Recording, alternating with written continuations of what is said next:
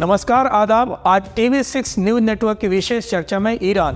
बुधवार की शाम 3 जनवरी 2024 को ईरान के शहीद कासिम सुलेमानी की मजार के रास्ते 2 आतंकवादी विस्फोट हुए, जिसमें 103 श्रद्धालु शहीद हो गए और 211 अन्य घायल हो गए हैं। ईरान के किरमान प्रांत में जहाँ जनरल कासिम सुलेमानी का मजार है, वहाँ हर साल 3 जनवरी को बड़ी संख्या में लोग जमा होते हैं।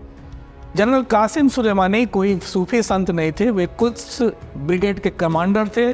जनरल कासिम सुलेमानी और इराकी स्वयंसेवी बल के उप कमांडर अबू मेहदी अल मुदस्सिस तथा उनके 8 साथी 3 जनवरी 2020 को बगदाद हवाई अड्डे के निकट अमेरिकी ड्रोन हमले में शहीद हो गए थे।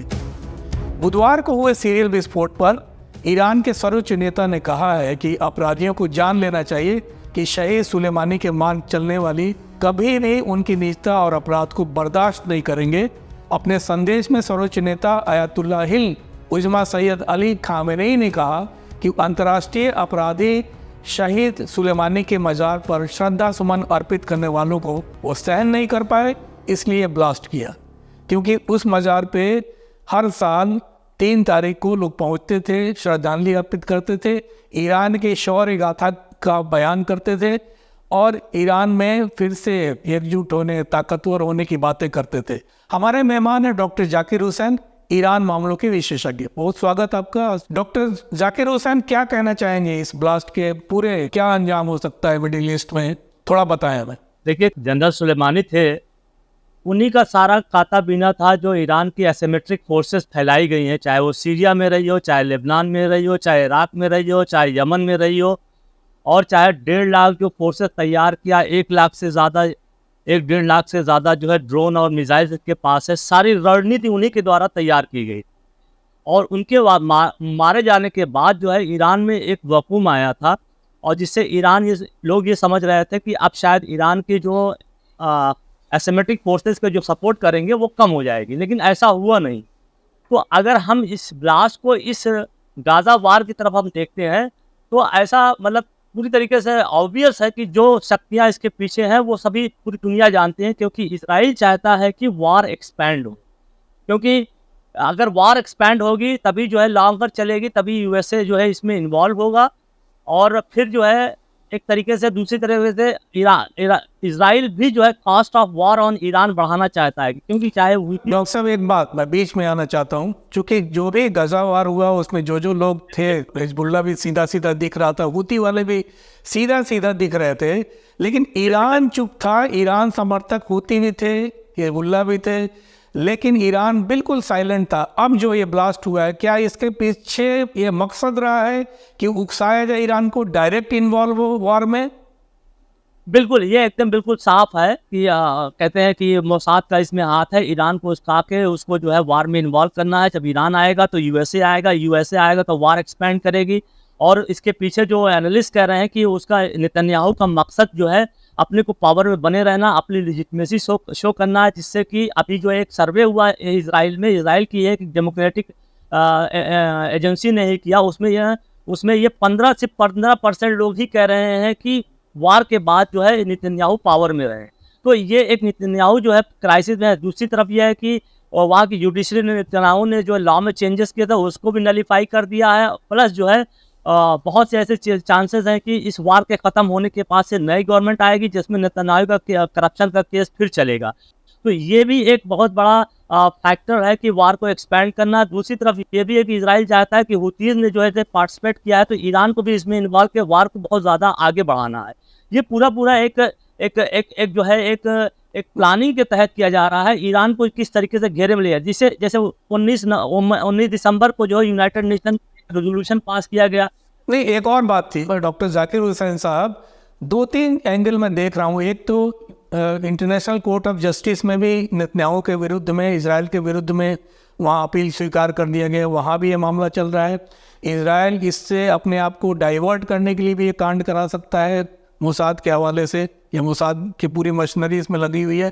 दूसरा ये जो सबसे महत्वपूर्ण लग रहा है कि लाल सागर में भी उकसाने की चेष्टा हुई थी, यमन को आगे, वहाँ के हुतियों को आगे करके, और इधर ईरान भी, वहाँ भी वो लोग अपने डोमेस्टिक प्रॉब्लम्स में फंसे हुए हैं। तो कहीं ना कहीं कई एंगल है इस मामले में कि ईरान भी क्या इसमें डाइवर्ट करने के लिए इस चीज़ को और भी आगे बढ़ाना चाहेगा।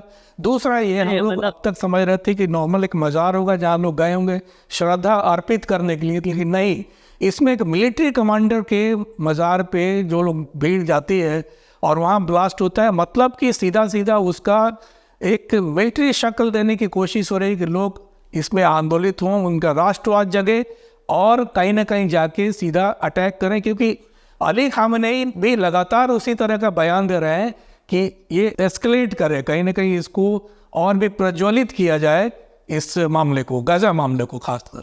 जी, तो ऐसा लगता नहीं कि ईरान अभी जो है इमीडिएटली रिस्पॉन्ड करेगा, क्योंकि उसको दो तरीके से इश्यूज हैं। नंबर एक ये है कि अगर वो रिस्पॉन्ड करता है तो अमेरिका इन्वॉल्व होगा। अमेरिका का पहला टारगेट जो है हिजबुल्लाह को ख़त्म करना है।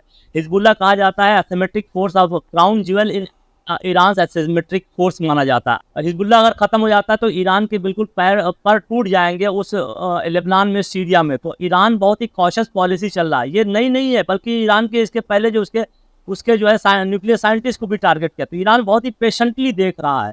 ईरान अपनी कैपेबिलिटीज़ को जो है छीड़ नहीं होने देगा, बल्कि ये और ज़्यादा जो है एसिमेट्रिक फोर्सेस को सपोर्ट करके आएगा। वो इंतज़ार करेगा यूएस क्या एक्शन लेता है, क्योंकि इसकी एसिमेट्रिक फोर्सेस काफ़ी जो है कैपेबल है। उन्होंने लाल सागर में पूरा क्रिएट कर दिया है। और हिजबुल्लाह ने जो लगातार लड़ाई चली जा रही है, मीडिया ने उसको कवर नहीं किया, बल्कि नॉर्थन पार्ट से जो है करीब 7 लाख जो है इजरायलीज को वहाँ से विस्थापित किया गया है। वो रीजन बिल्कुल हिजबुल्लाह के टारगेट में हमेशा, उसमें जो 2-4 रॉकेट हमेशा गिरते रह रहे हैं डेली बेसिस पे। तो इजराइल जो है एक प्रेशर में खुद है कि इसको कैसे जो है अपनी को जस्टिफाई करे, अपनी किलिंग को जस्टिफाई करे गाजा में, प्लस इसमें और लोगों को कैसे इन्वॉल्व करे। ईरान जो बहुत बड़ा ताकतवर बन के बैठा हुआ है, उसके प्रति कुछ हो ही नहीं रहा है, वो अपनी ताकत लेके बैठा हुआ है। एक और बड़ा दिलचस्प मामला हमें देखने को मिल रहा है, वो ये कि इस पूरे कांड पर देखिए 24 घंटा होने जा रहा है, हो जाएगा मतलब जब तक हम लोग इस चीज़ को सामने लाएंगे। 24 घंटा होने से पहले आप देखें कि मिडिल ईस्ट के देश, बाकी देश चुप हैं, मुसलमान देश चुप हैं।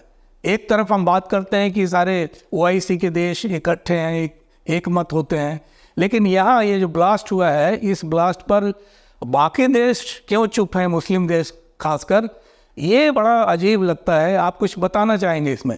तो यहाँ वहाँ से रिएक्शन तो आया है, नॉन अरब कंट्रीज़ का है, लेकिन अरब कंट्रीज़ बिल्कुल चुपचाप है, क्योंकि अगर ईरान छीड़ होता है तो बहुत से अरब कंट्रीज़ के मकसद हल होंगे। क्योंकि सऊदी अरबिया है, UAE है, इजिप्ट है, ये सारे जो है चाहते हैं कि एसिमेट्रिक फोर्सेस जो हैं वो कमज़ोर हों।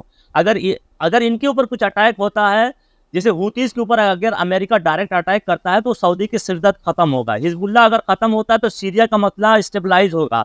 तो ये, और फिर उनका रास्ता जो है इजराइल से रिलेशन बढ़ाने में एक कामयाबी हासिल होगी। क्योंकि आप ये देख रहे हैं कि जो अरब कंट्रीज़ हैं, खासकर जो बड़ी रिच, चाहे वो कतर भी इसमें हम इंक्लूड करते हैं, तो कतर है, सऊदी अरब है, UAE है, ये लोग पोस्ट आयल को देख रहे हैं, जहाँ पे इजराइल से कॉपरेशन उनका बहुत ही ज़रूरी है। वो समझ रहे हैं, पता नहीं है कि नहीं होगा, वो अलग बात है। In terms of technology, in terms of defence, in terms of corridor to connecting दो यूरोपियन कंट्रीज, ये पोस्ट ऑयल के प्रिपरेशन में लगे हुए हैं। तो इसमें अगर ईरान के जो ये एसिमेट्रिक फोर्सेस हैं ये कमज़ोर होती हैं तो उनका इंटरेस्ट सर्व होगा इनडायरेक्टली।